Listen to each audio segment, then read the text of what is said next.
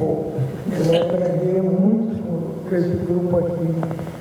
E essa revista que hoje a gente está festejando, não o renascimento, mas o novo nascimento. Quem lê a revista vai entender a diferença entre essas duas coisas. E que tem a partir de tudo que eu vi, tem palavras-chave que a gente deve guardar. Primeiro título, Ao Largo, quer dizer, é um lugar, nós estamos aqui no Largo do Leão. E ao mesmo tempo, além de ser um lugar, é uma voz. É uma voz ao largo, é uma voz que se solta de tudo que é banalidade, de tudo que é repetição e caminha para o futuro, evidentemente incerto, mas cheio de esperanças e de poesia e de alegria e de animação, por que não dizer. Eu acho que vocês devem ver com atenção, não é uma coisa fácil, mas é uma coisa apaixonante. Eu adorei, quero dar 1000 parabéns a esse grupo, realmente é um orgulho ter vocês aqui. Por favor, uma salva de palmas para eles.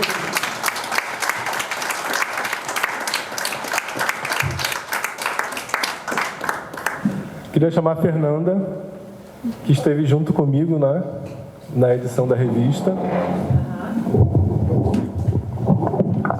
Não, falar aqui, pode? Então, gente, boa noite, bem-vindos, bem-vindas.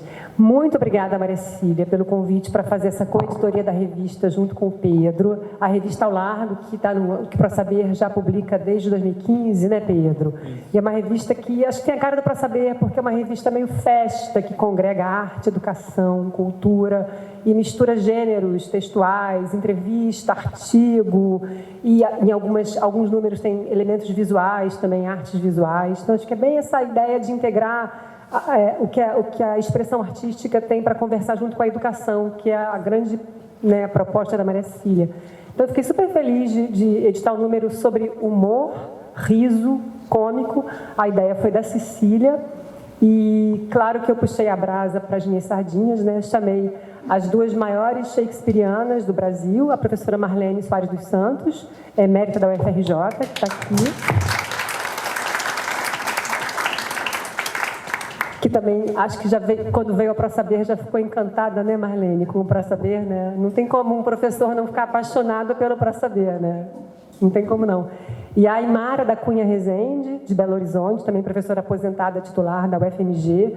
E as duas têm, por acaso, pesquisas muito sólidas sobre o humor no Shakespeare. E a gente, né, quando pensa no Shakespeare, pensa tanto na tragédia, né, Marlene? E a Marlene sempre defendeu tanto a importância da comédia, do riso, do cômico na obra do Shakespeare.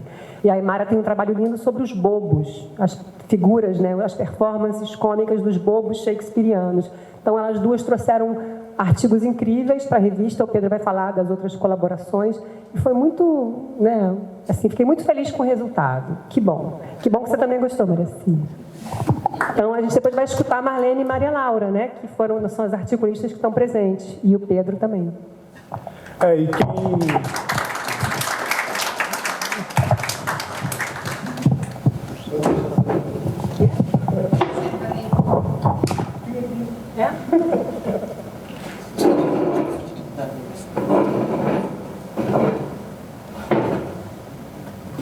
Bom, e só para mencionar, além das falas que vocês vão escutar hoje, a gente fez uma entrevista também, a edição abre com uma entrevista maravilhosa da Soraya Said. Tem um trabalho lindo e impressionante.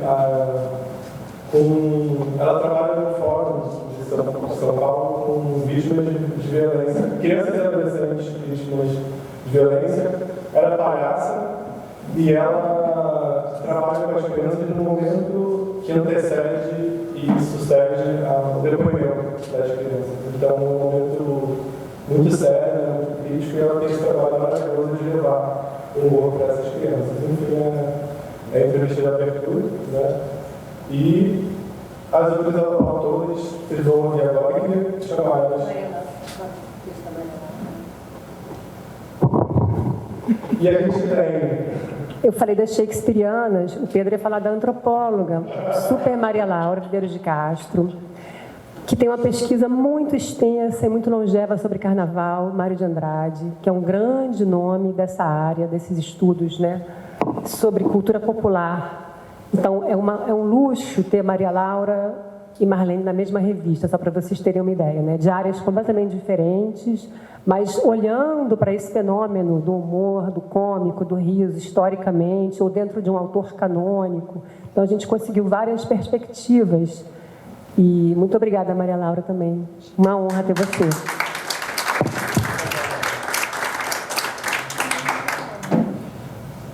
Vamos virar a mesa?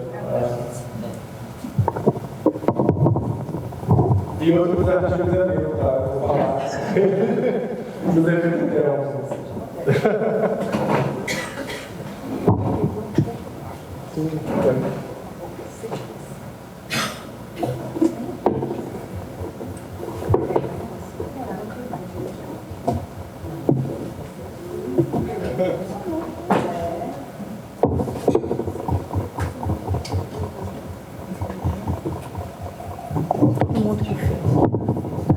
Não, assim, acho que não sei, tá bom assim?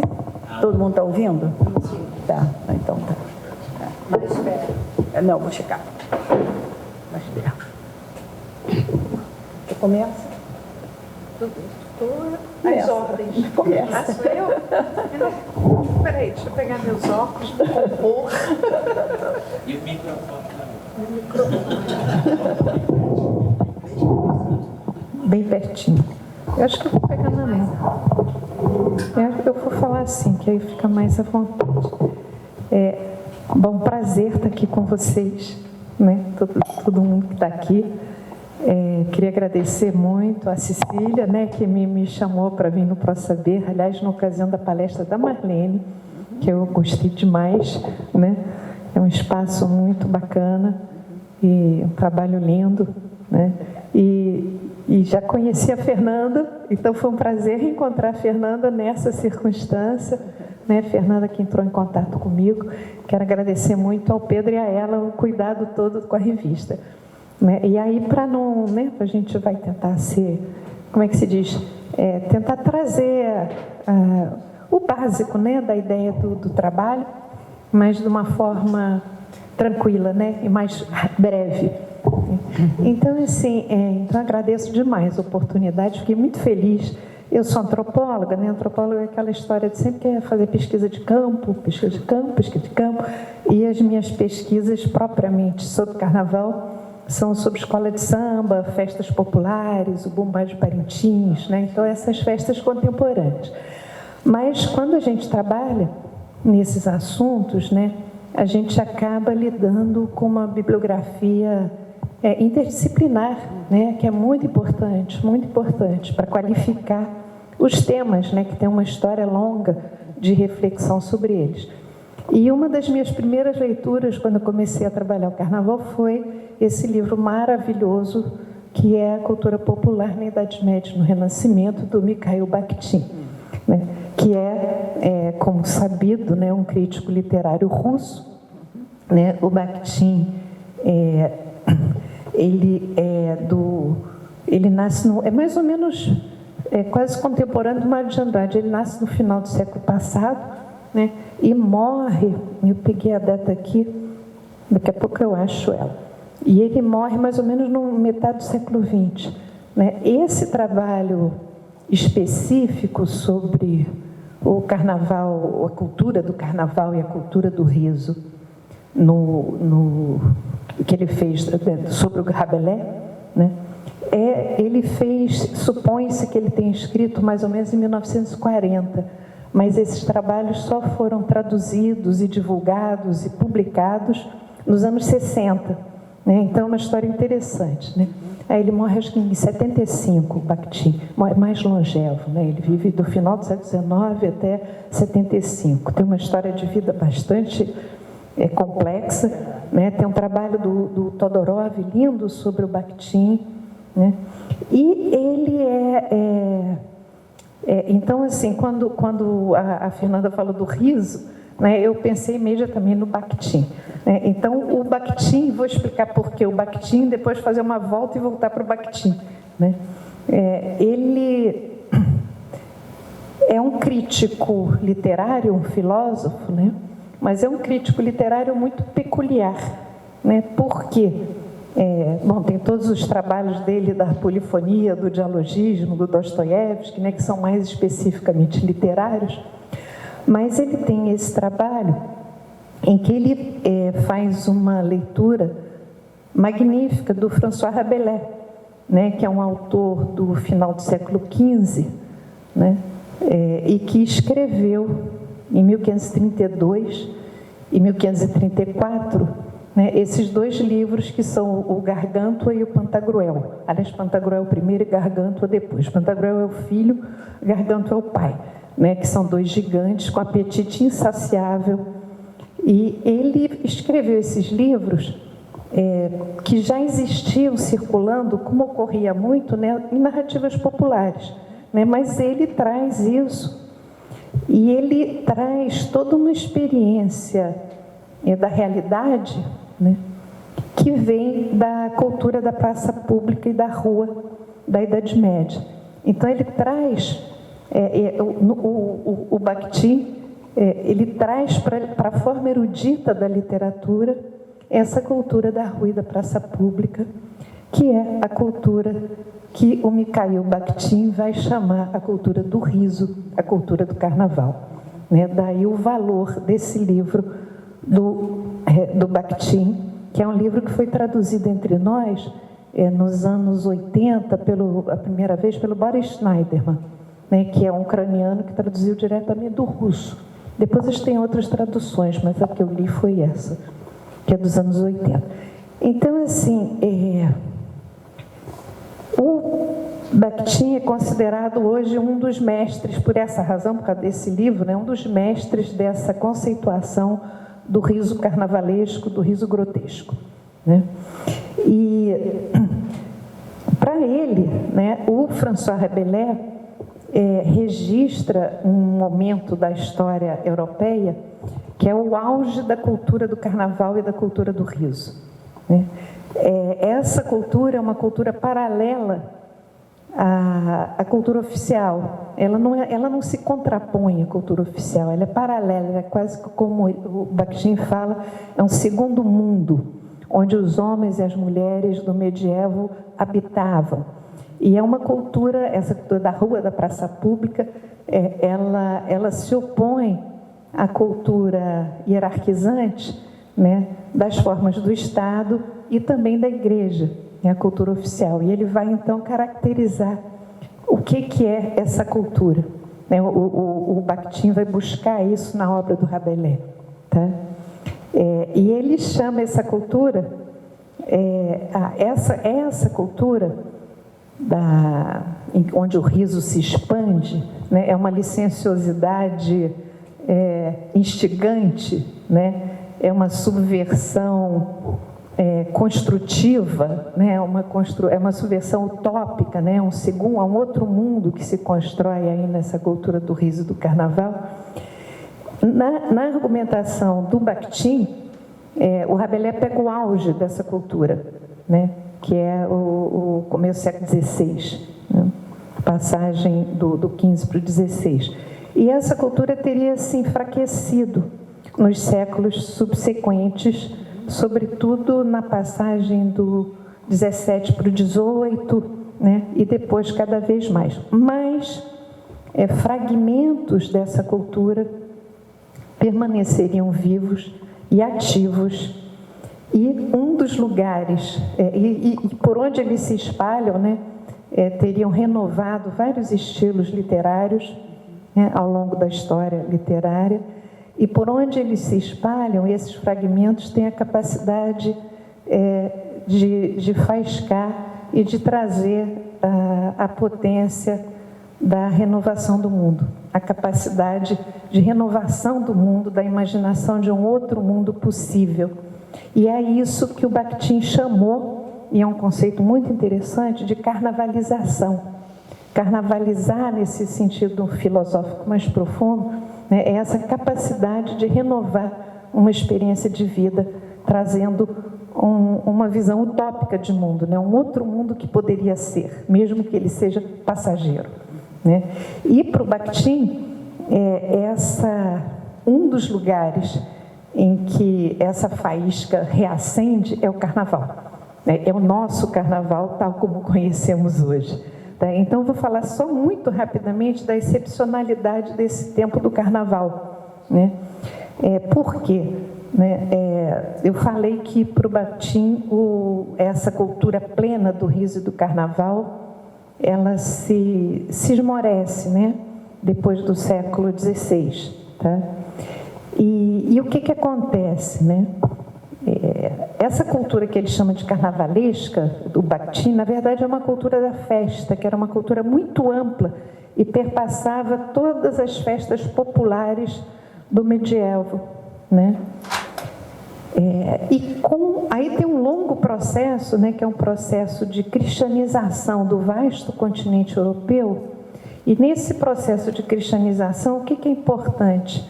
É a organização do calendário, é a unificação de um calendário entre povos absurdamente distintos, num continente extremamente extenso, né? Com povos muito diferenciados. E esse calendário vai se construindo, tem uma longa história dele, né? Mas o que acontece? Todas as festas pagãs quer dizer, que passaram a ser chamadas de pagãs, né? Nesse vasto continente, elas vão encontrar uma espécie de nicho no tempo que é exatamente no período anterior da Quaresma. Então, é quase que antes quer dizer, o calendário cosmológico cristão, né, ele está organizado fundamentalmente pelo nascimento de Cristo e a morte e ressurreição, né? Então, a Quaresma é o tempo imediato, né, antes da ressurreição, né? Então, assim, e o Carnaval, ele vai abrigar todo um conjunto das mais diversas festas que vão encontrar uma brecha temporal para se realizar. Tá? E essa é a história da formação do nosso carnaval, né? Então, esses processos que caracterizam ritualmente o carnaval, que é o travestimento, a licença, a brincadeira, a competitividade acirrada, quer dizer, tudo isso são elementos que existem em muitas festas de muitas civilizações, né? Mas a formação histórica do que a gente conhece como carnaval é essa que data do começo, do final do medievo, renascimento, começo da Idade Moderna. Tá? Então, assim, e aí, o que acontece? Né? Esse tempo se caracteriza um tempo especial. Né? A marcação do carnaval, a formação desse calendário é muito interessante, né? Porque o carnaval é uma festa móvel, né? E por quê? Né? Porque a cada ano, ela obedece à datação da Páscoa.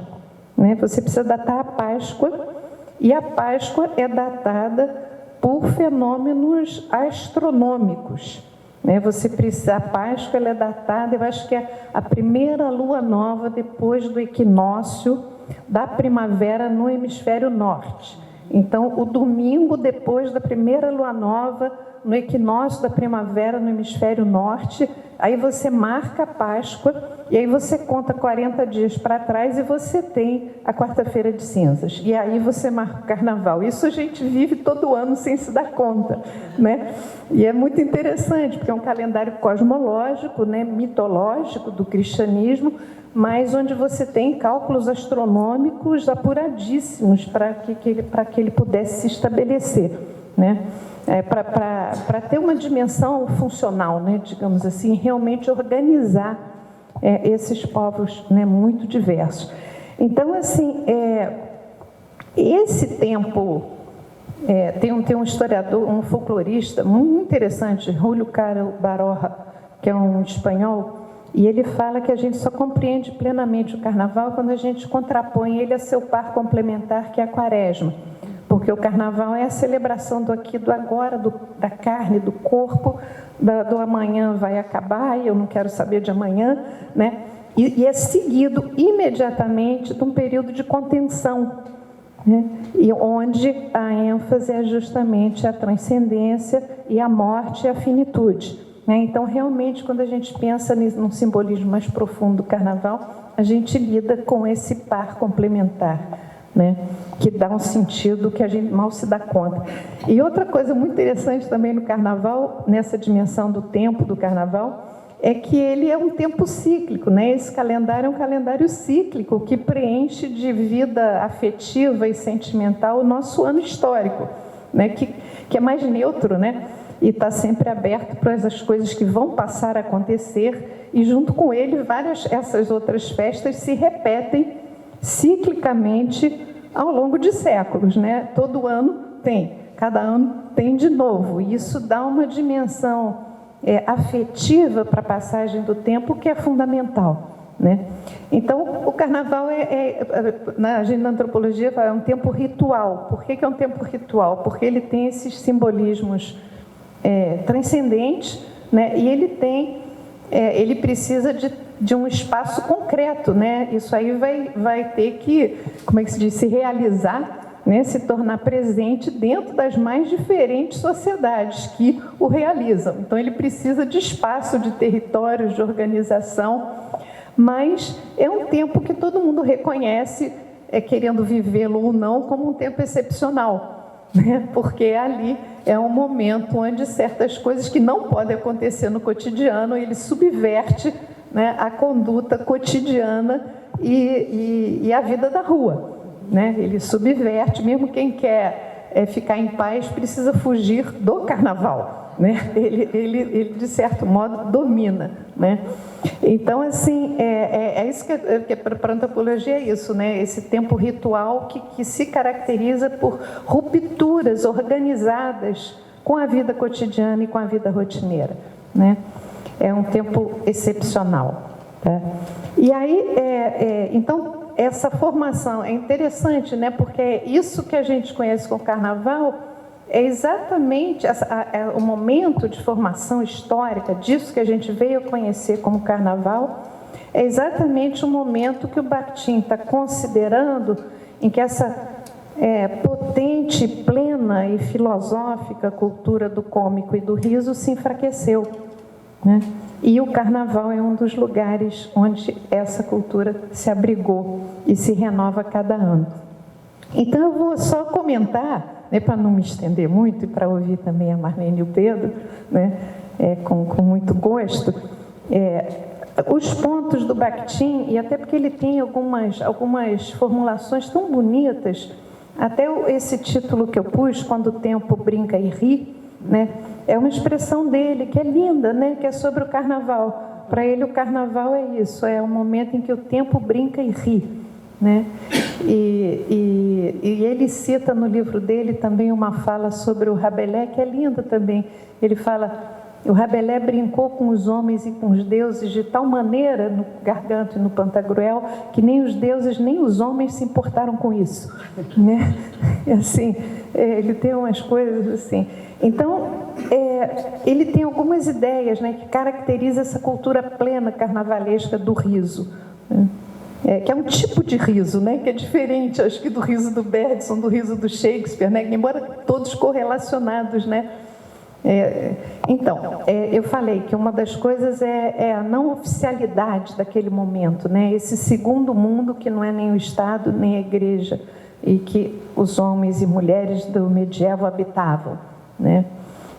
A outra ideia é uma teoria mesmo da festa, que perpassa, né, um amplo universo das festas populares, e nesse sentido até hoje, né, o Brasil está cheio de festa popular, em que o utilitarismo não é o móvel, né? É um momento como você suspende o utilitarismo e põe o foco na vivência do aqui, do agora, e aquele momento que é importante, né? É como se a festa fosse uma trégua, né? É a expressão do Bakhtin, uma trégua na vida rotineira, uma trégua no nosso necessário pragmatismo e utilitarismo. Ele é uma trégua, ela suspende aquilo, né?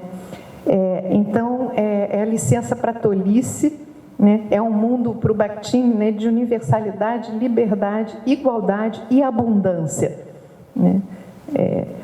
Aí é bonita, a consciência da alegre relatividade das verdades e autoridades no poder.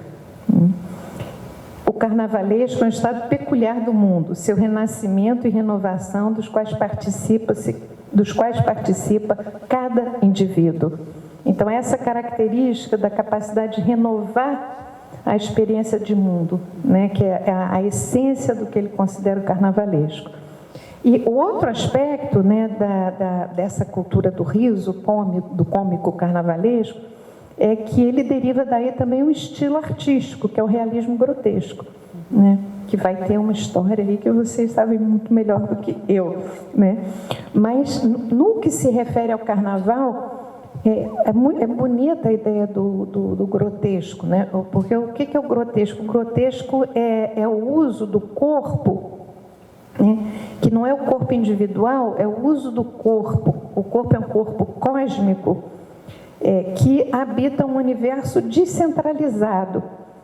E esse corpo, ele é sempre inacabado, né? Ele é um corpo que é valorizado por tudo que nele é baixo e inacabado, né? Então, são os orifícios, o ventre, a cópula, né, os órgãos genitais, né, tudo isso, o rebaixamento como um procedimento de significação, né? Você rebaixa, e ao rebaixar, você suspende aquele outro mundo, né? Você subverte, né? Então, é a boca que devora num apetite infinito, né? É tudo que ultrapassa os próprios limites, é tudo que é inacabado. E aí esse corpo que é o símbolo, né, que condensa essa filosofia que ele vê na cultura carnavalesca, tá? E uma outra característica do grotesco, né, é a associação de pares opostos, né? Então, tudo que vai para a terra, né, é a terra, mas a terra é, ao mesmo tempo, túmulo e, ao mesmo tempo, nascimento. É morte e é renovação, né? Então, o corpo é tudo isso, né? É o finito e a renovação, é aquilo que continua, é aquilo que renova. O ventre, a absorção, renascimento, renovação, né? São imagens que pertencem a um mundo em que nada é perfeito nem completo, né? É um mundo como um corpo, né, em permanente estado de inacabamento, né? Então, são esses três elementos, né? Esse mundo não oficial, essa capacidade da festa de suspender aqueles valores que estão ordenando o cotidiano das vidas, né? E essa filosofia, né, que encontra na corporalidade vista de uma forma cósmica, né, a sua forma de afirmar uma outra visão de mundo. Então, assim, a obra do Rabelais seria o apogeu desses elementos, né? Ele teria aprendido aquilo de forma viva, e o Bakhtin é quem traz essa leitura, né, para a gente, né? Ele faz esse argumento, né? O Rabelais escreveu a cultura popular profunda no circuito literário erudito, né? Ele é um mediador fundamental que conhecia aquilo profundamente, que experimentou aquilo também profundamente, e era um monge, né, cultíssimo. Ele faz um uso consciente disso, depois é médico, né? É incrível. Ele faz o uso consciente daquilo que ele sabia, né? Eu vou terminar lendo um pedacinho do Bakhtin, né? O riso carnavalesco ilumina a ousadia da invenção, permite associar elementos heterogêneos, aproximar o que está distante. ajuda a libertar-se de pontos de vista dominantes sobre o mundo de todas as convenções e elementos banais e habituais. Permite olhar o universo com novos olhos, compreender até que ponto tudo que existe é relativo e, portanto, compreender a possibilidade de uma ordem totalmente diferente do mundo. E para ele é isso que é a faísca daquilo que um dia teve uma vida muito mais plena, que foi a brigada nos carnavais que nós conhecemos. Então, obrigada.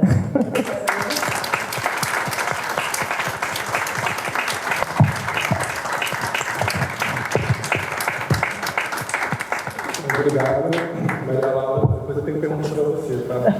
A gente pode deixar no final, né? Acho melhor. Não é melhor. Não, vamos juntar tudo. Quer dizer, minha sugestão. Você quer... Não. Quer falar? Fala.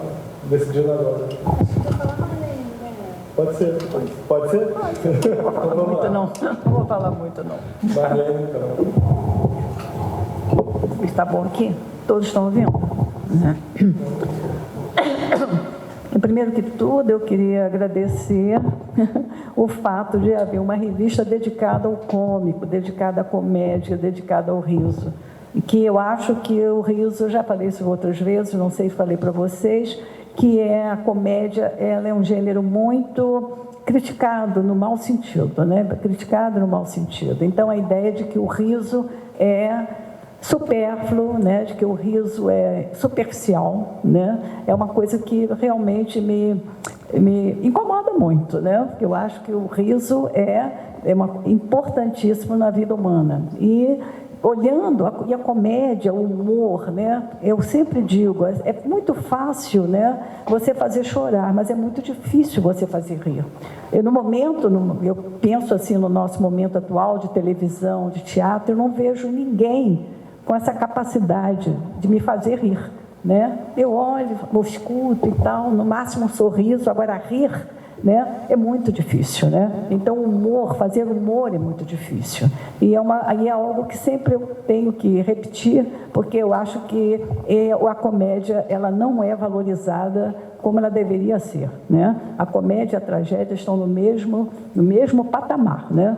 Principalmente se tratando da obra de Shakespeare, né? Que quando se fala em Shakespeare, imediatamente vem à mente as comédias. Eu já comentei há pouco com o Pedro, que é muito comum alguém, sabe, quer fazer me convidam para uma palestra, e eu digo, ótimo, muito bem, então qual é o tema? Eu vou falar sobre as comédias. Aí já...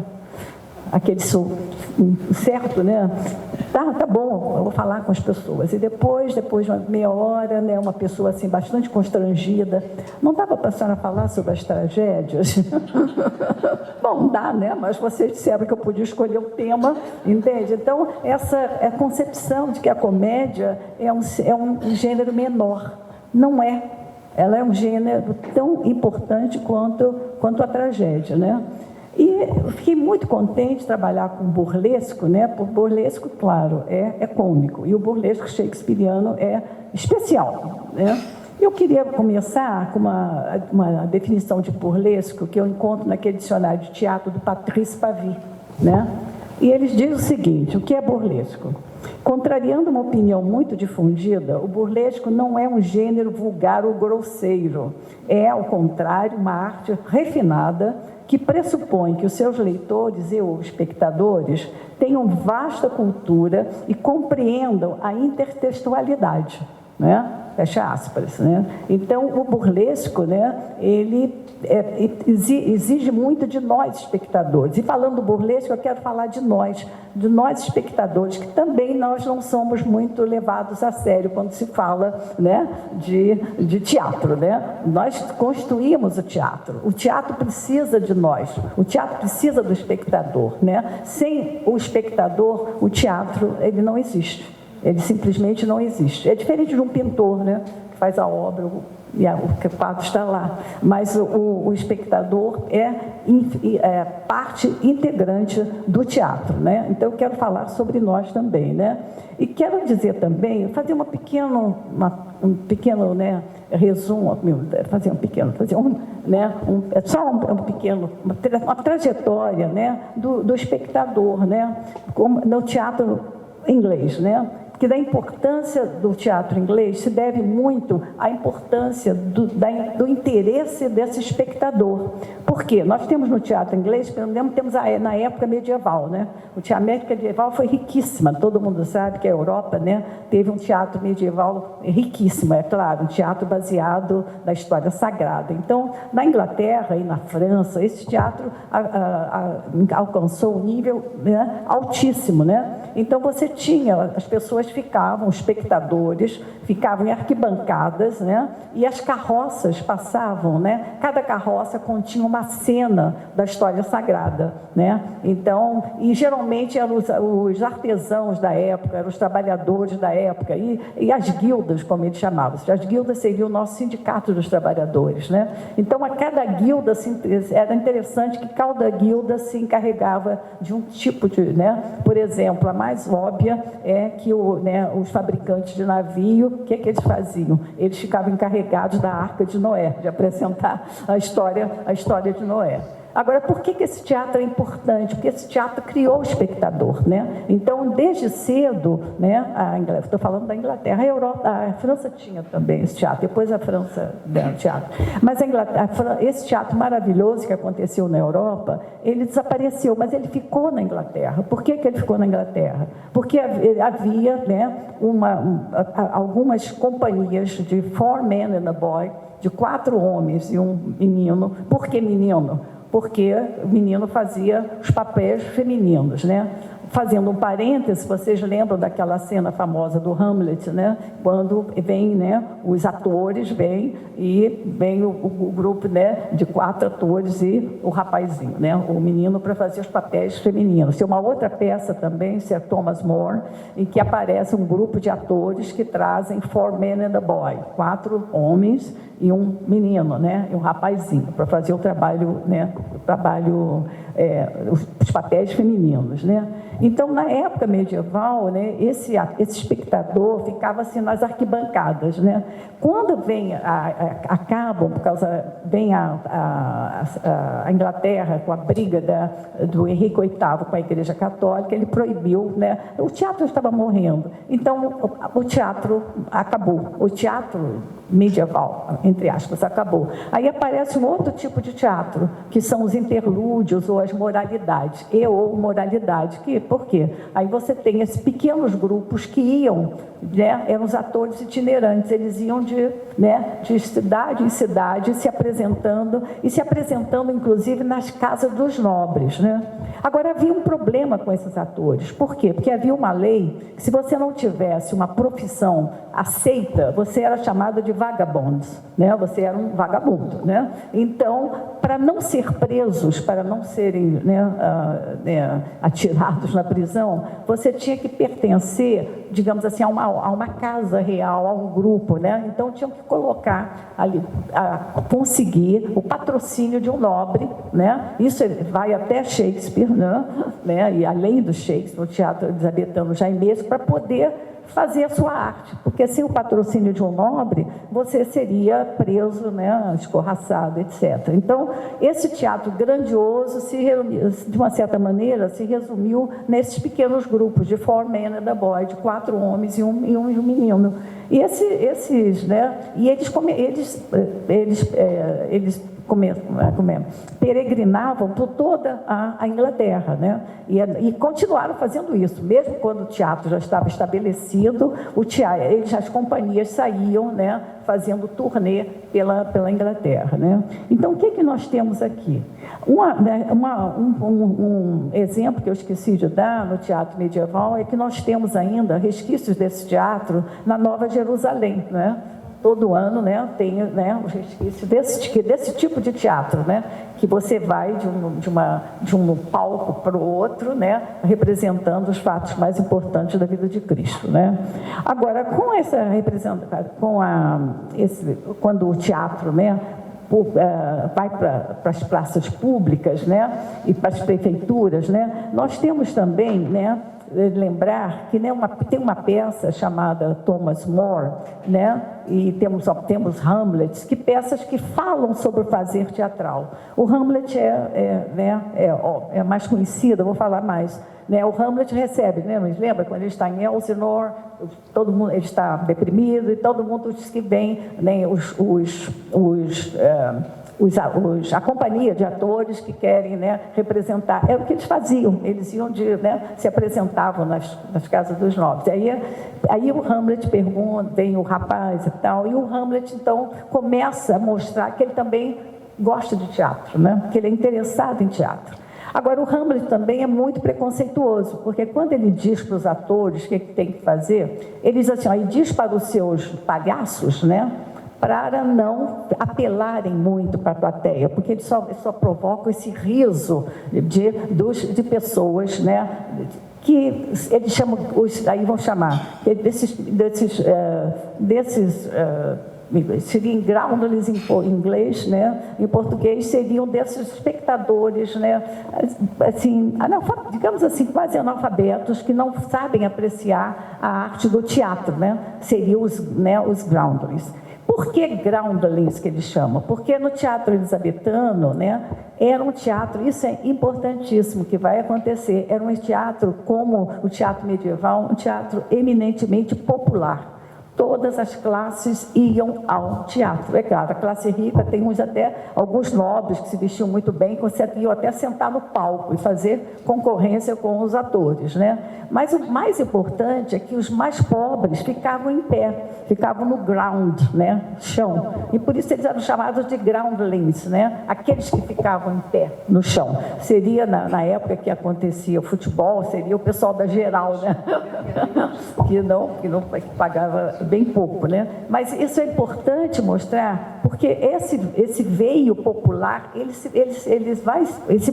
prospera até o final da época jainesca, aí já é a época carolíngia, porque há um hiato, né? O filho do rei Carlos, ele é deposto, morto, vem o puritanismo. O que vem o puritanismo com Cromwell? Acaba com todos os teatros, né? Não só metaforicamente, mas destrói.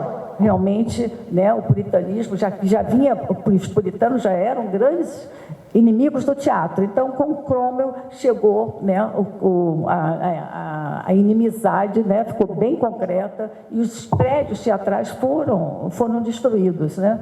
Então, é uma pena, porque tinha um teatro que era uma obra-prima. Bom, nós não sabemos mais sobre ele, né? Então, o que vai acontecer, né? Esse teatro desaparece, ele vai aparecer depois em 1660, mas completamente diferente. Aí é um teatro elitista, né? É um teatro que vem com já Carlos II, desculpe, e eles têm 2 teatros só a classe, né, alta vai ao teatro, o povo deixa de ir ao teatro, o povo não vai mais, né? Até pode ir, um momento interessante, que as atrizes aparecem pela primeira vez no palco, né? Que antigamente nós falamos só rapazes, né? Que faziam os papéis femininos, né? Isso é um momento muito interessante, mas a classe, né, a trabalhadora, né, a classe média, em geral, ficou fora, né, desse teatro. Aí, passando, não vou falar tudo não, só vou falar assim, é importante, passam-se 2 séculos, aí chegamos à época vitoriana, né? É a época vocês sabem, da Rainha Vitória, que praticamente dominou todo o século XIX, né? Ela, 1831 até 1900 e alguma coisa, né? Então, o que é interessante que eu quero falar para vocês sobre esse teatro? É a volta da popularidade do teatro. Popularidade no sentido bem amplo. É a volta das pessoas, do povo que iam ao teatro, né? Então, os teatros eram grandes e tinha, claro, como tem até hoje, né? Tinha os lugares mais caros, né? A elite ocupava os lugares mais caros, os camarotes, e o povo ia ao teatro. É como se fosse o cinema de antigamente. Então, isso é muito interessante. Por quê? Porque esse povo, né, eles adquirem o quê? Eles adquirem cultura, eles adquirem conhecimento, eles sabem que existe um grande autor teatral chamado Shakespeare, né? E tem, concomitantemente, né, com essa nova abordagem, né, do teatro, que reservava lugares para os mais pobres, há também digamos assim, uma pretensão, né, de algumas, digamos assim, entidades, né, que queriam educar o povo. Vocês sabem, era uma época extremamente rígida em termos de moral, né? Então, eles, né, havia um certo problema. Vamos dar Shakespeare ao povo, mas há certas coisas em Shakespeare que não são muito aceitáveis sob o ponto de vista moral. Tanto que a gente sabe que o Shakespeare, para as crianças, para os jovens, ele era, né, totalmente, determinadas partes eram tranquilamente extirpadas, porque os jovens não podiam ler certas coisas, né? Não podiam ler Shakespeare na era vitoriana. Agora, as classes trabalhadoras, que eu quero chegar ao meu ponto, as classes trabalhadoras, elas tiveram acesso a edições, né, assim, populares, né, de Shakespeare, e elas iam ao teatro. Então, tudo isso é para falar sobre o burlesco. Por quê? Porque o burlesco, né, eu vou falar sobre ele agora, né?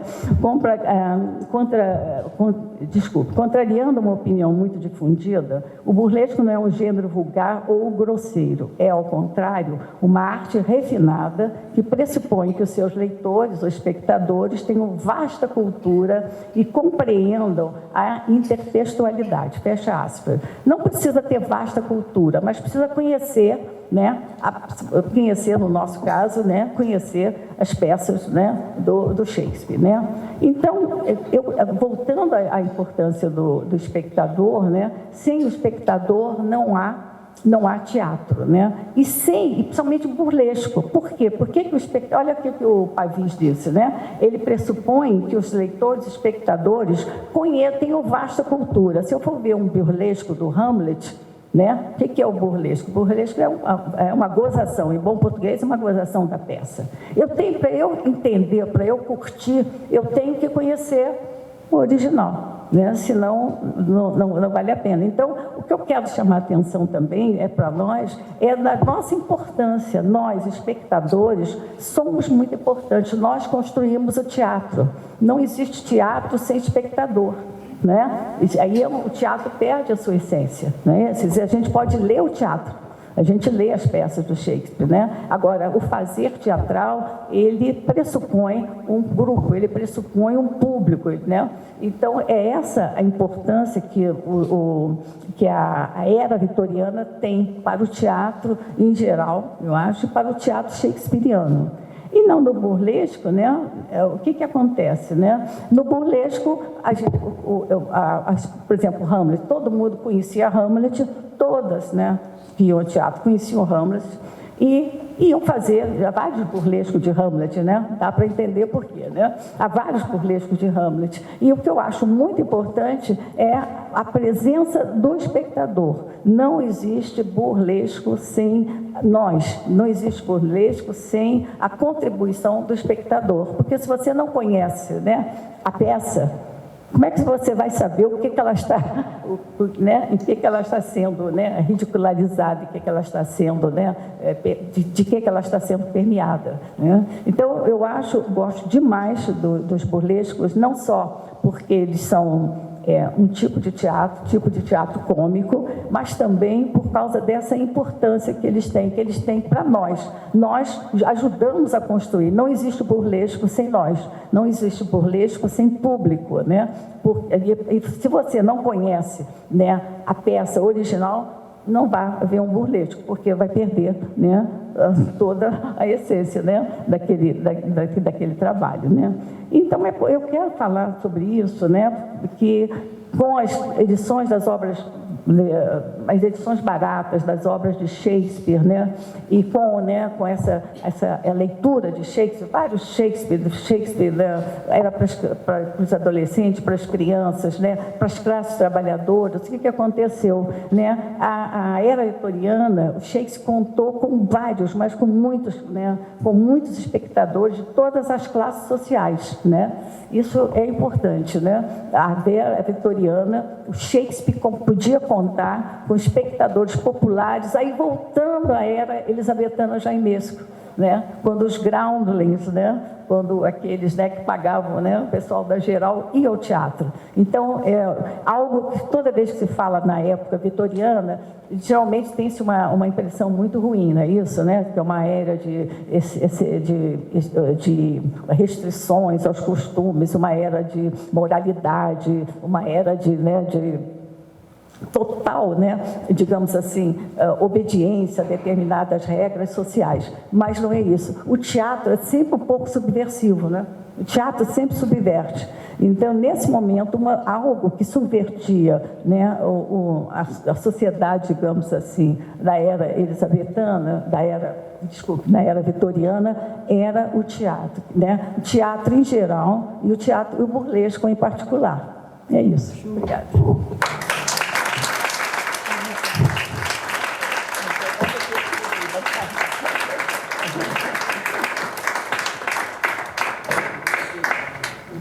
Eu queria começar agradecendo 3 pessoas. Uma é a Fernanda, pela parceria no trabalho. Né? Trabalho pesadíssimo, mas parceria leve, né?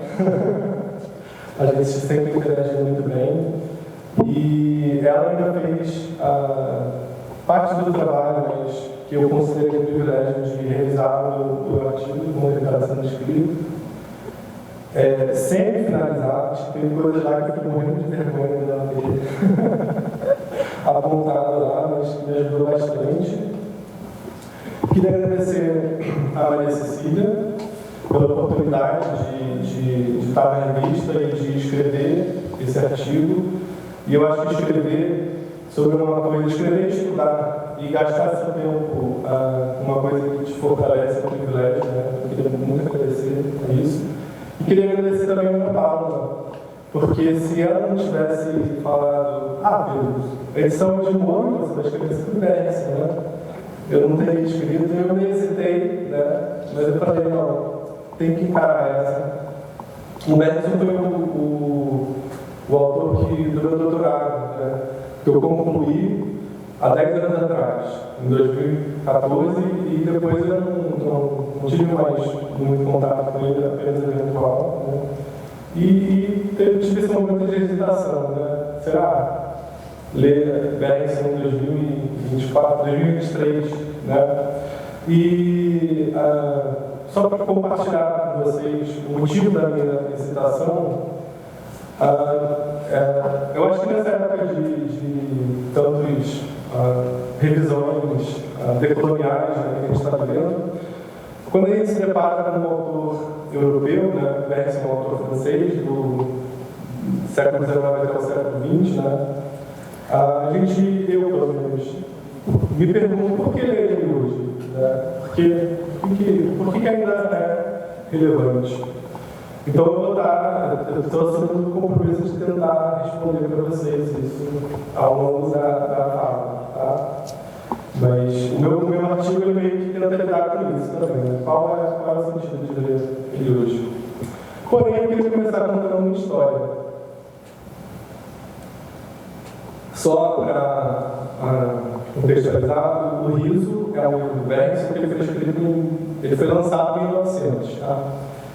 E não é, ao contrário das outras falas, né, não é um livro sobre o riso na arte, não é um livro sobre o riso em certos eventos, apesar de passar por isso, mas é um livro onde o Bércia tenta responder por que nós rimos. Por que nós rimos e por que nós rimos, tá? Então eu queria começar contando uma história de onde eu vou desdobrar a minha fala, certo? Trocar? Tá. Esse é bom porque Eu fico menos nervoso, eu finjo que eu estou no karaokê e melhora as coisas. Então eu vou contar a história. Esqueçam por enquanto, deixem em suspenso Bergson, teoria, vamos embarcar na história, tá? A gente está numa mesa de bar, onde tem várias pessoas, e essa é uma história que me foi contada, na verdade, um amigo meu, não é aquela presepada de, aconteceu comigo, mas eu vou dizer que é meu amigo. É um amigo de um amigo meu que contou essa história, que chegou até mim, tá? Então, estamos numa mesa de bar, várias pessoas reunidas, e tem um casal lá. E, em algum momento, eles começam a brigar fervorosamente. Nunca me foi passado o porquê da briga, mas é uma briga, eu sei que foi uma briga fervorosa. E daquelas brigas climão, né? Fica todo mundo olhando e o casal lá, né? Gritaria, enfim. E aí eles se deram conta de, não, a gente tem que sair daqui, né? Vamos... Aí o companheiro falou para a companheira, vamos sair daqui, eu acho melhor, né? Não é um lugar para isso, eu vou te levar para casa. E pegou o carro dele, tá dirigindo, briga continuando, pensem nisso, briga fervorosa continuando, e até que um momento ele para o carro e diz, olha, a gente não vai resolver nada agora, eu acho que você tem que ir para a sua casa, eu vou para a minha, e depois a gente continua a nossa discussão, né? E aí ela fala, tá, mas me leva para casa. E ele disse, mas você está em casa. Foi quando ele se deu conta que ele levou ela para a casa da ex-namorada.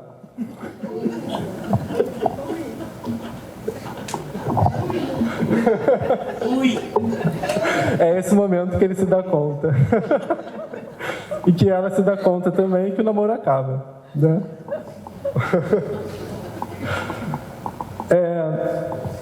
Então, queria partir dessa cena. E queria partir também disso que aconteceu agora, né? Por que nós rimos dessa cena? Né? São duas coisas que o Bergson tenta responder. Por que algo se torna risível e por que outras pessoas riem desse algo, né? Eu vou começar tentando desdobrar a incursão que ele faz sobre por que algo se torna risível, tá? Usando essa cena. O que a gente tem nessa cena, né? O motorista, o namorado, que passou a ser ex, né? Futuro, iminentemente futuro ex-namorado, ele fez uma ação, ele criou uma ação inadequada, né? Qual é a inadequação da ação? O que vocês acham? Qual será? Ele levou a namorada atual na casa da ex-namorada. Mas foi uma viagem da cabeça dele, total, né? Não, ele tinha o hábito de levar a ex-namorada na casa dela, fazia aquilo habitualmente, sem pensar, e fez, né? Ou seja, ele se distraiu, né? Ele, lá no fervor da discussão, se distraiu e agiu com certo desajuste, né? A situação nova pediu o quê? O endereço atualizado da namorada. Mas o corpo dele levou ele à residência da antiga. Ou seja, esse termo é importante, ele se distraiu. Ele agiu no automático, ou seja, ele se atrapalhou, né? Essa expressão também, o agir do automático, é essencial para a gente entender o que o Bergson está querendo dizer sobre o riso, né? A origem do riso. Tanto que o nome o nome que eu dei para o artigo foi o castigo dos automatismos, né? O que seriam esses automatismos? Nessa situação do motorista, é esse hábito que ele teve no corpo, né? de levar a namorada num lugar, mas aplicou esse hábito numa situação errada. Esse desajuste, é quando a gente capta esse desajuste, segundo Bergson, que a gente vai achar graça da situação, né? A partir dessa ideia, ele desdobra o que seria automatismo, tá? Porque ele vai tentar mostrar.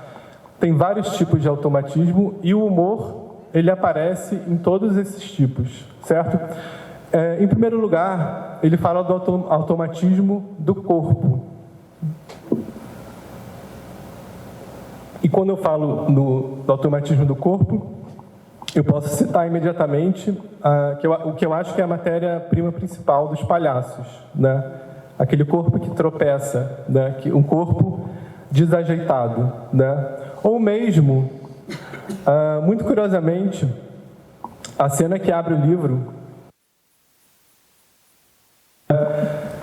quando ela me compartilhou a angústia dela, ela falou: gente, eu nunca consegui entender esse livro, Pedro, me ajuda. Aí ela falou assim: quando alguém está andando na rua e a pessoa cai, por que isso é engraçado? Ela me falou no começo que ela conseguiu entender, pelo menos ela me falou, então acho que uma missão foi cumprida. Muito curiosamente, o primeiro exemplo que o Bergson dá no livro é esse. Tem um passante, ele cai e espectadores e pessoas ao redor dele acham graça, né? A gente tem também até uma tradição na televisão, eu não sei se ainda existe, né? Videocassetadas ainda tem? Enfim. Eu lembro, eu já vi muito, eu já ri muito de videocassetadas, eu confesso. Não sei se hoje eu riria, mas a videocassetada e o trabalho dos palhaços, ela está lidando com isso, com esse tropeço, com esse desajuste, com esse corpo desajeitado, né? O que é um tropeço? Eu tenho o hábito sedimentado de caminhar e ele está tão sedimentado no meu corpo que eu posso caminhar pensando em outra coisa, certo? Porém, uma nova situação se apresenta para mim. É uma pedra. Eu não vejo a pedra no meio do caminho. Eu não vejo a pedra, eu tropeço e caio. E ao redor faz, como diz hoje em dia, kkk, né? Pessoas ao redor riem. Nem todas, mas alguns riem, certo?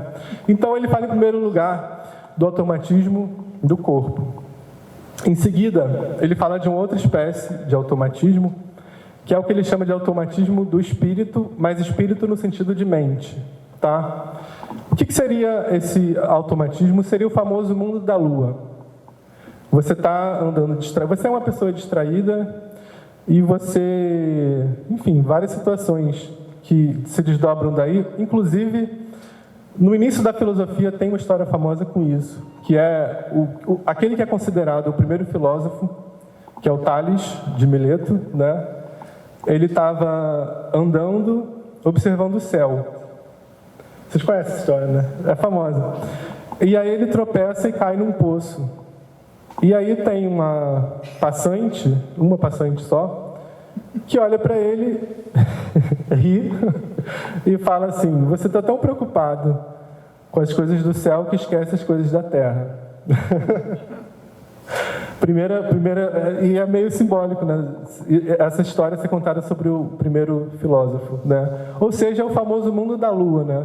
Aquela pessoa, mundo da lua, e que não é exatamente o corpo, né, que tem alguma coisa automatizada, mas é por se distrair da situação presente, ele se atrapalha, certo? O terceiro tipo de automatismo que ele fala, o Bergson, é o automatismo da vontade. É aquela vontade obstinada de querer uma coisa só, né? E que mobiliza o corpo a ter só aquilo. O exemplo que ele dá imediatamente é o viciado, né? São os bêbados, os viciados. Nesse ponto, no entanto, tem uma questão que ele se coloca que é importante, assim. Porque a gente pode se lembrar, por exemplo, de personagens bêbados cômicos, certo? Tinha aquele João Canabrava, né? Tom Cavalcante. Tem o Shakespeare, tem o da Tempestade, né? Eu não lembro o nome dele. Enfim, tem muitos personagens cômicos viciados. Porém, existem dramas avassaladores abordando, né, os viciados. E o Bergson tenta responder por que a mesma coisa, que é um bêbado, pode ser cômico ou pode ser dramático. E é aí que ele coloca, ele vai dizer que o drama, ele tende à individualidade. O que isso quer dizer? Que quando alguém vai construir uma obra cômica, ela vai contextualizar aquele vício em uma vida, certo? Tanto que ele vai dizer, aí ele diz assim, o nome de uma peça dramática só pode ser trágica, só pode ser Otelo. Mas uma comédia só pode ser O Ciumento. Por que ele diz isso? Porque ele diz que quando o autor cômico ele lida com a comicidade do vício, ele aborda aquilo a partir do que todos os viciados tenderiam a ter em comum, né? Tanto que ele pega os bordões, os tiques, né? Os caguetes. É só lembrar quem não lembra, bota lá depois João Canabrava e aí vai. Isso, e aí vai ver, porque é basicamente isso, né? Se fixar nas generalidades, não naquela vida individual, né? Mas naquilo que aquele ser que é viciado tem em comum ou tende a ter em comum com muitos outros, certo? Aqui eu faço uma pausa, então, do objeto, do que se ri, para a pergunta por que rimos? E aí o Bergson, muito curiosamente, ele vai dizer que o riso é sempre riso de um grupo. E aí a gente pode se perguntar, poxa, mas muitas vezes eu rio sozinho, né? A gente não ri sozinho. Porém, é quase irresistível. Quando a gente vê algo engraçado, o que a gente faz? Quase automaticamente hoje em dia. A gente manda para a pessoa que vai achar graça também, né? A gente não compartilha. Quantos vídeos virais, né, são vídeos de humor?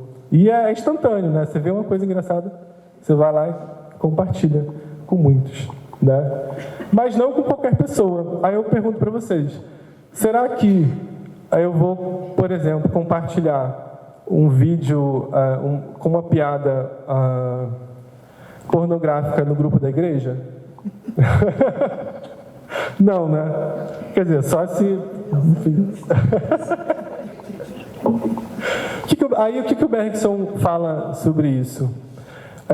Além de o riso ele ser o riso de um grupo, ele também, os grupos, eles se moldam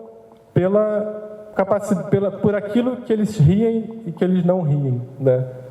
Ele fala que dentro da sociedade em geral existem várias pequenas sociedades e elas se moldam pelo humor, né? E o humor de cada sociedade é diferente, né? O humor do trabalho é um, o humor da família é outro, né? São várias aplicações de humor. E por que as pessoas fariam isso? Dito de maneira bem generalista, assim, porque dá prazer. Dá prazer rir junto, né? Inclusive, muitas vezes, quando a gente sai com um grupo de amigos, o que a gente quer? A gente quer rir, né? A não ser que você tenha uma coisa muito séria para falar, mas a gente quer rir, né? Porém, nisso que aparentemente é um prazer e é pura delícia, o Bergson também entende que tem um fundo de perversidade aí. E daí também o fato de eu ter dado o título O Castigo dos Automatismos, né? Porque, em primeiro lugar, outra coisa curiosa que ele vai dizer. Ele vai dizer que o riso ele é inimigo da emoção. E aí a gente pode achar estranho, né? Mas eu rio muitas vezes, sei lá, da minha filha, de pessoas que me são queridas. Mas a gente não está sempre com aquele cuidado de... eu te chateei, né? Quando a gente ri de alguém, a gente está sempre com ou deveria ter essa antena ligada, né? Será que eu te chateei? E o que ele vai dizer? É como, mesmo para alguém que é absolutamente querido, quando a gente ri daquela pessoa, a gente está anestesiando, ainda que momentaneamente, a nossa emoção, certo? E aí eu tenho que voltar para aquilo que seria o alvo do riso. Porque eu imagino que todo mundo gosta de fazer rir, né? Ou a maioria das pessoas adora contar uma piada e os outros riem junto, né? Mas ninguém quer ser alvo de piada. Alguém gosta disso, desse prazer? E queria chamar a atenção para esse termo que a gente tem na nossa língua até. Quando a gente diz que alguém é ridículo, você está ridículo. Se alguém fala, o seu cabelo está ridículo, a gente tem o instinto de corrigir aquilo lá imediato, não, tem que... Ou perguntar para outra pessoa. E o que é ridículo? Ridículo é alguma coisa do que se ri, né? É algo que é risível. Então o Bergson vai chamar a atenção para isso. O riso de um grupo, ele tem como efeito prático uma certa correção daquela pessoa de quem se ri. Em primeiro lugar, porque aquela pessoa está se distraindo, né? Aquela pessoa está se distraindo de quê? Da vida na nossa sociedade. É como se o riso chamasse aquele indivíduo, fosse um chama-atenção, sabe? Trouxesse aquele indivíduo de volta. Porque se ele tem alguma coisa que destoa daquele determinado grupo, ele vai tentar corrigir imediatamente. E nisso, e daí é que o Bergson toca num ponto muito sério assim, do humor, e tanto que a última palavra do livro é curioso, né? Um livro chamado Riso, a última palavra é amargo, porque ele vai dizer que aquele que se debruça a pensar sobre o riso, inevitavelmente vai em algum momento sentir um sabor amargo, porque o riso ele pode facilmente se converter em riso dos excluídos, em um mecanismo de preconceito, né, e exclusão. Isso explica por que também por que certos tipos de humor se tornam intoleráveis. A gente não está vivendo essa época de olhar para piadas que iam na televisão e que a gente ria, né? E hoje em dia a gente é quase um soco, né? Hoje em dia, gente, por que eu ria disso? A gente tem vergonha da gente mesmo, né? Mas é como se aqueles seres que a gente não tinha empatia levantam a voz e falam: isso não é engraçado, isso fere a minha existência, né? E é nesse momento que o humor deixa de, enfim, se converte mostra suas crueldades, certo? Eu acho absolutamente importante ele tocar nesse ponto, mas também acho importante tocar nas potências do riso e que a gente encontra com Bergson também, né? Principalmente se a gente pensar que em determinado momento do livro ele diz que ele não está falando dos autômatos como os distraídos. Ele fala que o artista é um exemplo, é um desses distraídos, certo? O artista, por natureza, é um ser distraído. Eu diria também o pensador. E aí eu volto lá no Tales, né? O primeiro filósofo já ser tido como um distraído, né? Muito curioso. Então ele aborda isso, né? E aí é a pergunta que eu faço assim: o que aconteceria se esse ser distraído, ao invés do grupo rir dele, né, do que ele tem de diferente, o que aconteceria se esse indivíduo que é desajustado, que é distraído, se ele mostrasse na gente o que nós temos de introjetados em nós, que é automatismo, né? Os automatismos que a gente absorve imperceptivelmente no cotidiano, né? Sem questionar aquilo, achando que aquilo é a vida normal. Bom, o exemplo mais ilustrativo para mim é Tempos Modernos, né? Que a cena do Chaplin mostrando o absurdo que falando lá do início do século XX, o absurdo que é a existência totalmente mecanizada, né?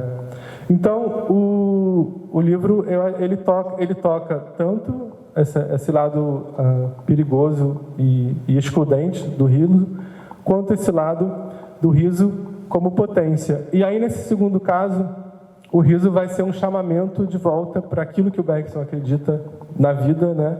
Que é uma potência de novidade, né? É como se o artista que ri dessa forma, não o que exclui, mas o que chama atenção em nós, das nossas generalidades internalizadas, é como se ele nos trouxesse de volta para a potência da vida. Bom, para concluir, e tentando responder a minha própria pergunta, por que ler o riso hoje? Que foi algo que eu descobri durante o processo de escrita, e aí eu queria chamar a atenção para isso. Aqui já não é Bergson, aqui é eu pensando a partir do Bergson, certo? Aí eu preciso fazer um parênteses. A partir de um livro que foi escrito final dos anos 60 e os anos 70, de dois autores, que é Deleuze e Guattari, que é o Anti-Édipo e o Mil Platões, onde nesses livros eles vão tentar refletir sobre por que o capitalismo é tão avassalador, por que ele é tão quase invencível. E aí uma das respostas que eles vão dar sobre o poder de permanência do capitalismo é que eles vão dizer, não é que o capitalismo nos engana, que ele não é uma questão ideológica dele nos enganar. A questão é que ele captura o nosso desejo. Ele faz com que você acredite que a sua razão de ser é ter um carro, é ter um iPhone, né? É nisso que ele é tão poderoso. Isso é o Deleuze e Guattari nos anos 70. E aí, pensando de hoje em dia, né? Principalmente a partir daquilo que o Bergson, desse certo tratado dos automatismos que ele faz, quando ele fala do automatismo do corpo, automatismo da vontade e automatismo do espírito. Eu fiquei pensando, algo que me veio assim, como na fase atual do capitalismo, como além de capturar o nosso desejo, ele capturou o nosso automatismo do corpo, da vontade e do espírito. Isso que depois de pensando, eu chamei provocativamente de automatismo integral. De que forma ele teria feito isso?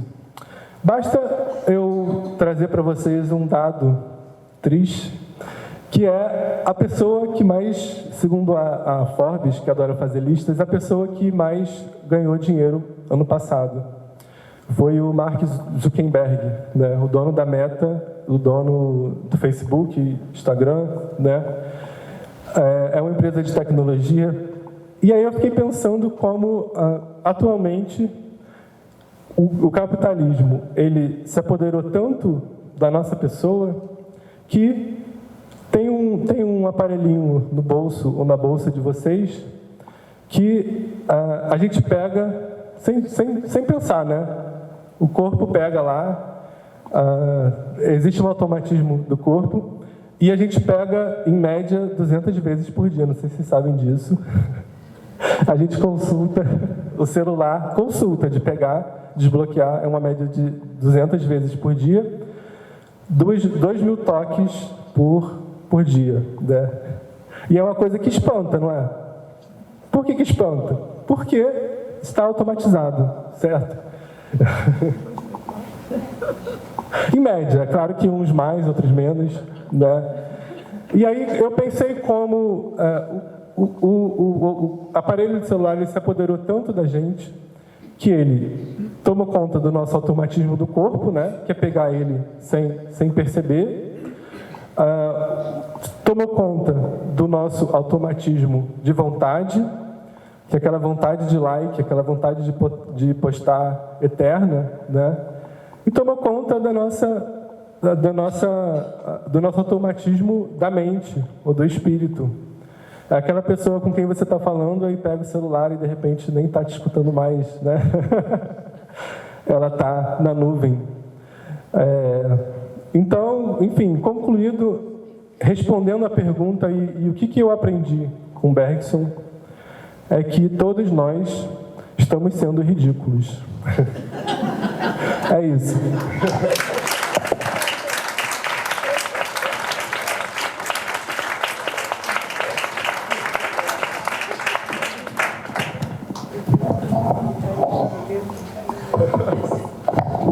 Ele estaria, o Thales está falando aqui, o Thales de Mileto estaria caindo porque está vendo story, né? Mas olha a diferença, você trocar a potência de um pensamento por um story. Enfim, queria abrir aqui para questões, perguntas. Eu tenho também para as colegas, mas aí a gente passa, né?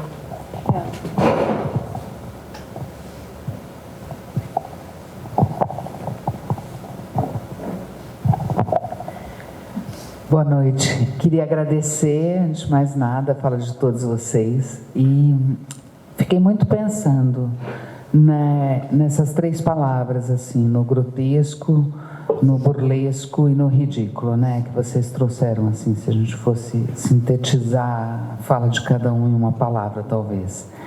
E daí fiquei pensando, Laura, que como existiu o grotesco fora do tempo do carnaval, nos dias de hoje, claro.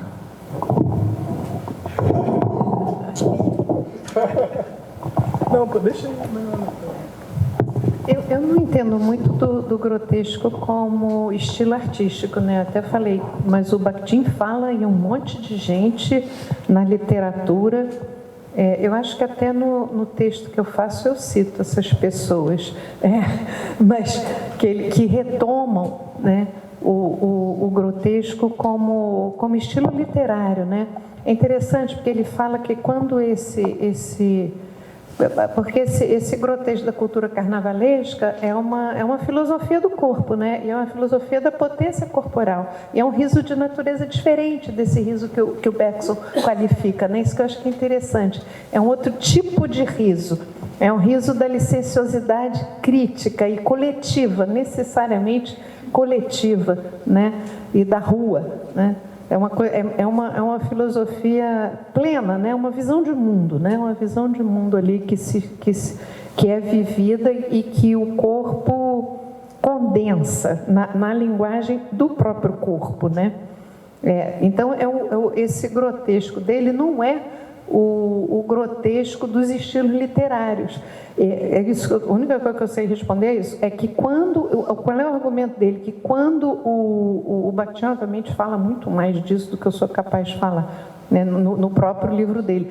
Mas o que é interessante, que eu acho que é bacana, é que ele diz justamente isso, que quando o grotesco da praça pública, do carnaval, da festa, né, essa coisa plena, né, filosófica mesmo, ampla, né, se enfraquece, né, e as festas populares se enfraquecem, né, um dos lugares em que esses fragmentos vão é para a literatura, né?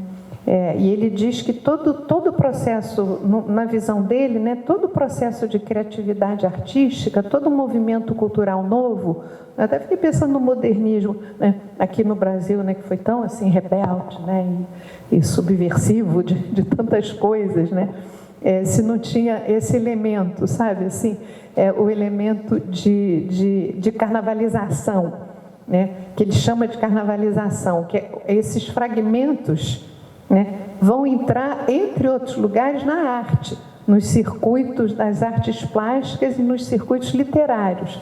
Que quando isso acontece, porque eu estou pensando no carnaval, né, não estou pensando na literatura, né, mas quando isso acontece, e eles vão para a literatura, isso é um enfraquecimento mas é uma potência de renovação. Isso é muito interessante. Ele diz que todo momento de renovação cultural, em qualquer forma expressiva, poética que seja, supõe a carnavalização, né, como fragmento, capacidade de renovar uma visão de mundo, né? Então, nesse sentido, esse grotesco do carnaval é mais amplo do que o próprio realismo grotesco nas artes literárias ou nas artes plásticas, porque ele traz essa potência de renovação de mundo. Entendeu? Então, não consigo dizer, mas os estudiosos de literatura saberão dizer quem são os autores que trabalham com essa tradição, né? O próprio Bakhtin elabora isso, viu? Na parte mais de crítica, porque o homem é um gênio, né? Na parte de crítica literária dele, né? Enfim. Né? Eu posso...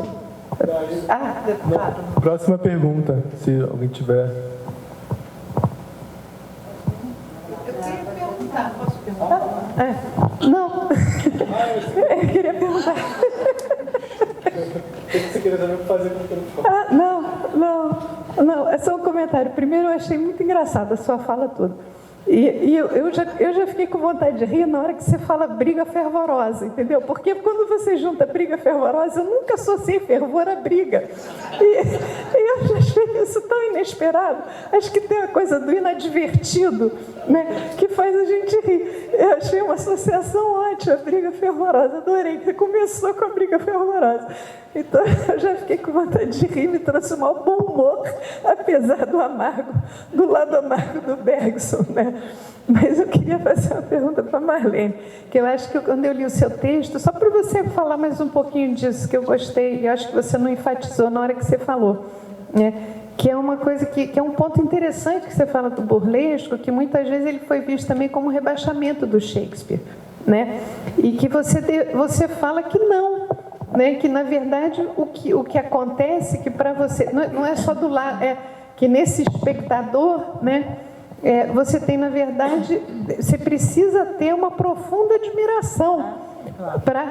Você rebaixa, mas você admira profundamente. Então, esse aqui é esse tipo de riso, né, que é tão interessante. Então, era só para... É verdade, o que eu acho...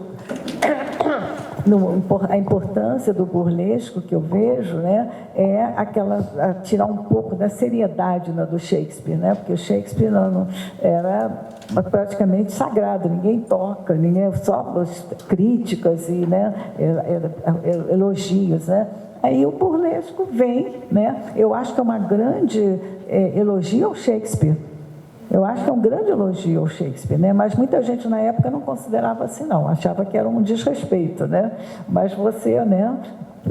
Era um grande elogio você parodiar aquele grande autor. Geralmente, Hamlet foi a peça mais parodiada, né? Se depois vão ver o texto, vocês vão ver, né? Foi a peça mais parodiada foi Hamlet, né? Então esse riso, né?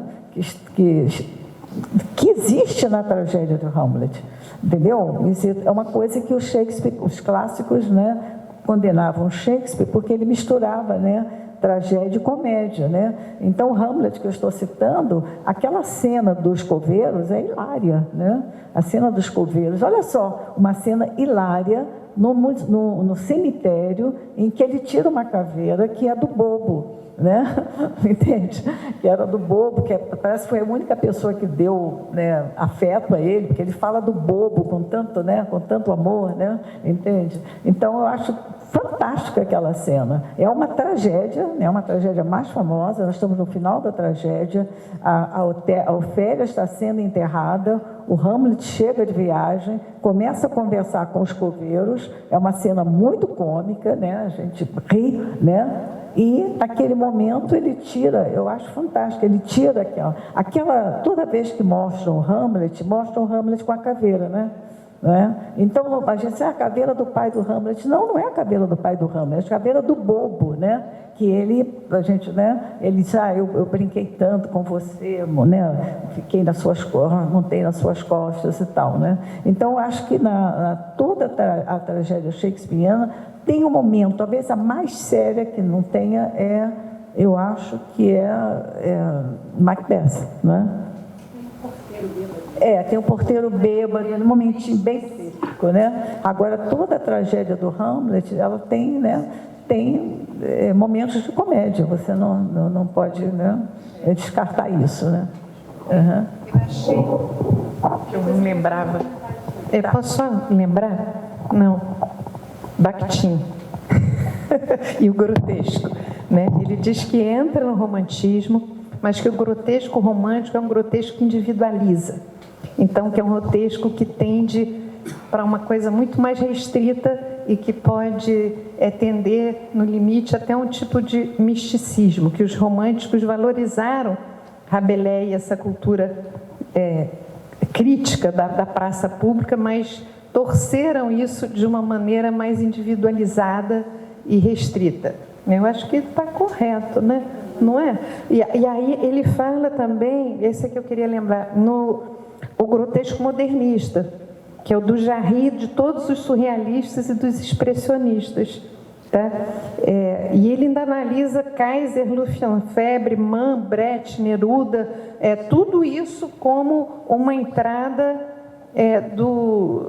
um fragmento, né, dessa cultura do riso grotesco da praça pública, renovando os movimentos literários e artísticos. Né? Eu aqui não sei fazer isso, mas o Bakhtin faz. O comentário que eu ia fazer é bem geral, mas tem um pouco a ver com o que a Marlene falou.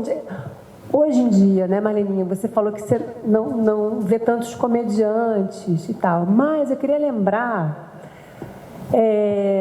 do pessoal do Porta dos Fundos, né?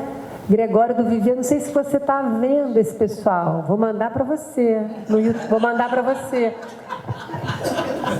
Uma turma muito esperta, fora Paulo Gustavo, né? Paulo Gustavo, para mim, era gênio absoluto, total, mas infelizmente partiu cedo.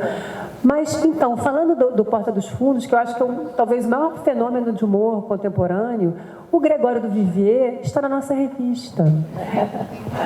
E a gente ficou muito agradecida ao Gregório, né, por ter dado um depoimento muito bonito sobre uma experiência dele com o teatro.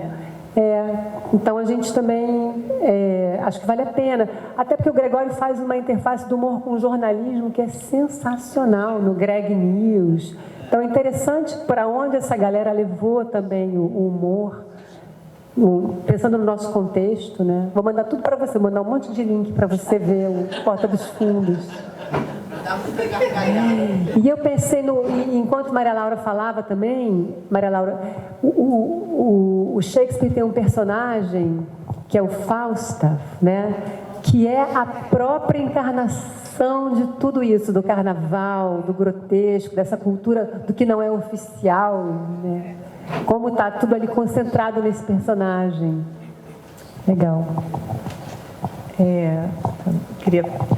Eu estou pensando aqui, porque eu li o Bergson há milênios atrás, e aí eu estou, assim, uma coisa que eu acho que aí eu não sei se está nele mesmo, ou se eu estou viajando, mas que o riso vem quando a gente, também para a gente se dar conta da nossa humanidade, não é? A gente ri do que é propriamente humano, ou quando a gente reconhece traços humanos nos animais, por exemplo. A gente ri também do macaco que faz uma coisa parecida com o humano. Eu acho que está no livro isso, não sei. E aí as cenas, né? A Marlene trouxe o cemitério, o coveiro, e aí nesses momentos da morte, né? Daí estou lembrando também dos Risíveis Amores lá do Condeira, que traz aqui, acho que é ele, que tem um dos contos que é o chapéu de um das pessoas que está no enterro, que voa e cai dentro do onde está o caixão, e aquilo como é que chama?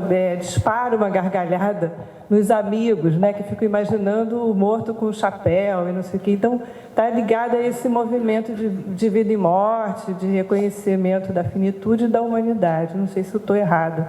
Aí o Pedro pode... Não, você tem toda a razão. Inclusive, na segunda página, ele fala isso. Na verdade, antes dele, existe uma definição famosa do Aristóteles que diz que o ser humano é o único animal que ri, né?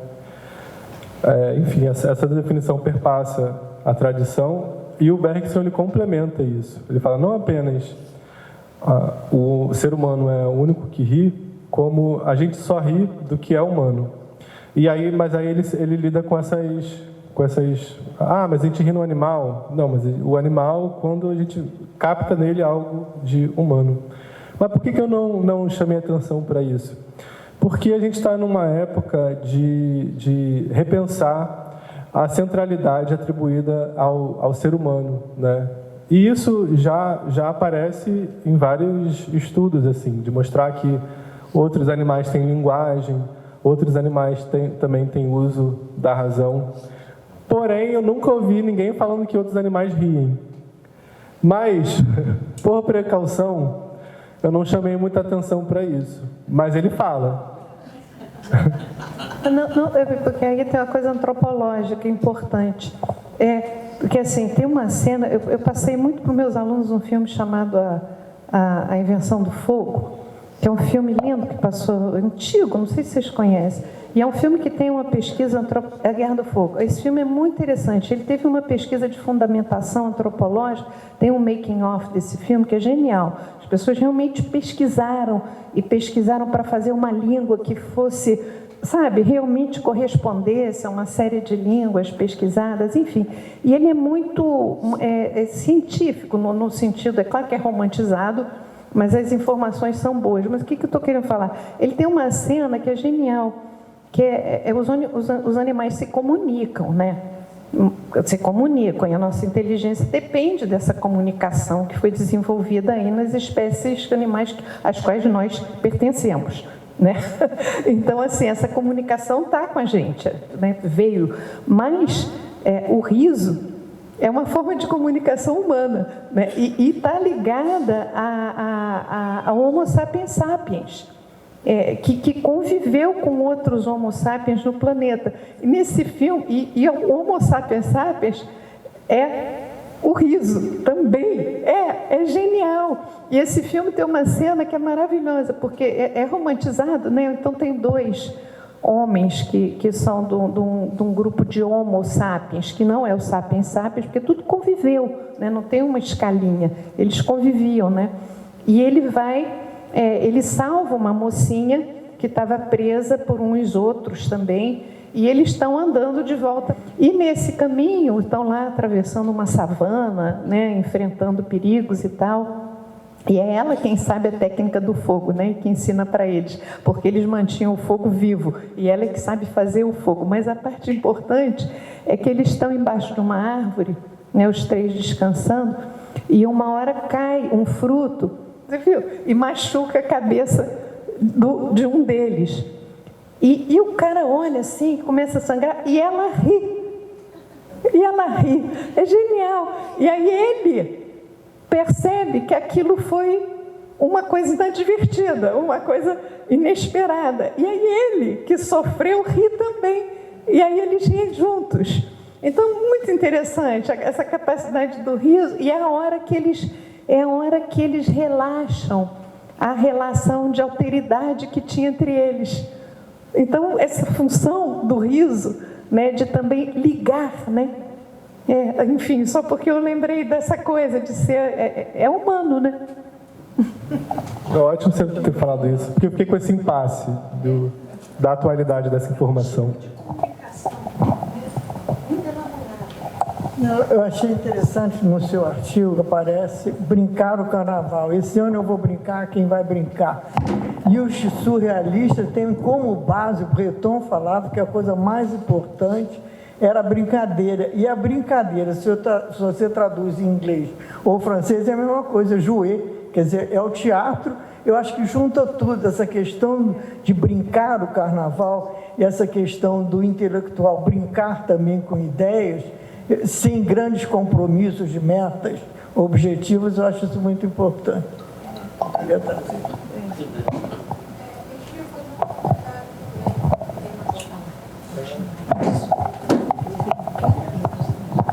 queria fazer um comentário para a Marlene e um para o Pedro. Marlene, tem uma hora, logo no início da sua fala, que você fala que as pessoas dão muita importância para a tragédia e menos importância para a comédia, como se fosse uma coisa menor, e que você acha que a comédia é tão importante quanto a tragédia. E eu fiquei pensando nisso, porque tem uma coisa do humano onde a tragédia nos afeta tanto que a gente fica preso naquilo e conta e reconta, né? Você vê esses programas televisivos que ficam focados na tragédia, e talvez seja esse o motivo, né? Não sei, eu queria saber se o meu pensamento tem algum fundamento. Não sei, eu acho que não depende de cada pessoa, depende de cada cultura, né? A reação à morte, a reação ao sofrimento, né? Eu acho que varia muito, como o cômico também, que é cômico, né, para certas culturas, não é cômico para outras, né? Entende? Então, eu acho como varia muito, até de pessoa para pessoa, né? Então, eu acho que não é difícil generalizar nesse sentido. Para mim, entendeu? Eu penso muito nas festas do México, né? Quando eles comemoram o Dia dos Mortos, né? Com festas, né? Então, eu acho que, como eu digo, é muito particular. Há pessoas que sofrem uma perda e ficam, né, por muito tempo, até o resto da vida. Uma pessoa que passa o resto da vida, ela mencionou a morte toda, né? Será que ela vai ter isso?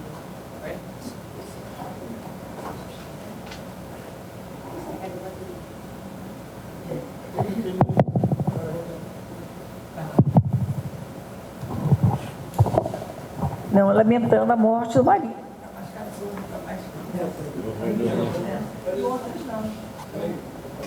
Não tem o outro, aquele outro. Ah, esse vai dar ruim, esse vai dar ruim. Não, onde ele é outro? Ah, esse vai dar ruim. Não vai dar ruim. Eu acho que varia muito de pessoa para pessoa, de cultura para cultura. Não gostaria de generalizar. O prestígio da tragédia. Ver se não dá para botar esse daí, senão vai dar ruim. Claro, não há dúvida nenhuma, né? Quando você fala em Shakespeare, você fala imediatamente em tragédia. Você fala em tragédia de Shakespeare, você fala em Hamlet, né? Aí depois tem uma peça daquela mais de Hamlet, é a tragédia mais lida, mais representada, né? Mais criticada, né? Porque também tem um outro problema. Só vou começar, não vou terminar. É os textos do Hamlet, né? Então você tem 3 textos do Hamlet. Então a gente tem que saber, esse Hamlet que a gente lê, tem que ter muito cuidado, porque às vezes é um texto que é, digamos assim, contaminado por outro texto. Então você pega os 2 textos e escolhe o que você vai fazer. Então o grande problema da gente estudar Hamlet é justamente isso, né? Tem que perguntar às vezes. Uma vez eu fiquei numa situação bastante embaraçosa, porque eu perguntei qual é o texto, né, que o senhor está usando. E ele achou que eu estava fazendo uma crítica. Não era, né, porque há cenas em alguns textos que não há em outros textos, né? Inclusive, agora em São Paulo, eles fizeram uma representação do primeiro texto do Hamlet, do In Hamlet, na tradução de José Roberto Ocheia, né? É bem curtinho. Aí depois você tem outro texto e você tem outro texto. Então, você tem que ter, de uma certa maneira, 3 edições de Hamlet, da mesma Arden Shakespeare. Eu tenho as 3, né? Você tem que ter, não tem como. Então, quando fala de Hamlet, eu digo sempre, e se você for citar, tem que citar qual texto de Hamlet você está usando, né? Eu tinha outra pergunta. Vou fazer sem microfone mesmo. Pedro, eu acho que a gente podia fazer mais uma pergunta e encerrar, né? Na verdade, não é uma pergunta, é sobre a historinha que você contou no início. Eu fiquei pensando, como psicopedagoga, E o rapaz cometeu um ato falho. Ele tinha um desejo secreto de tornar a namorada uma ex-namorada.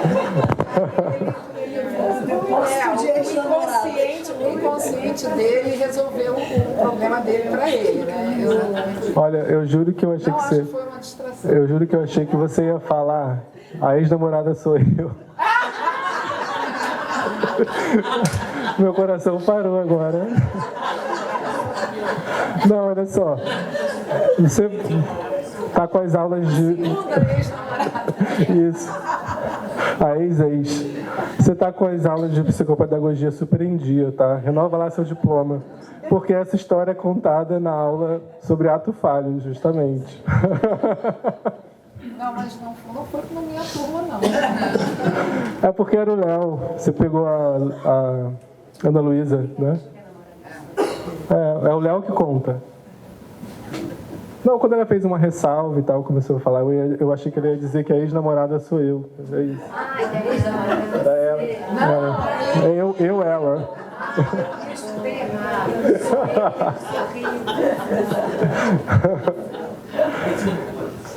Então a gente tá 9 horas.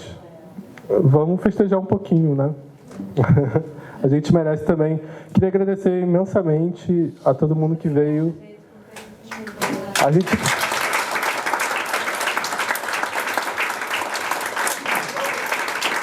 gente estava no pânico, né, de achar que ninguém ia vir, e foi um sucesso.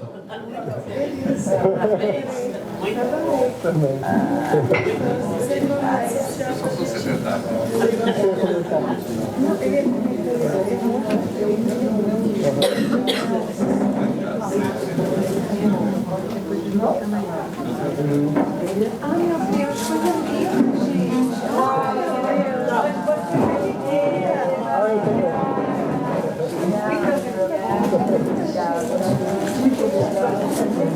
Mas ainda é atual.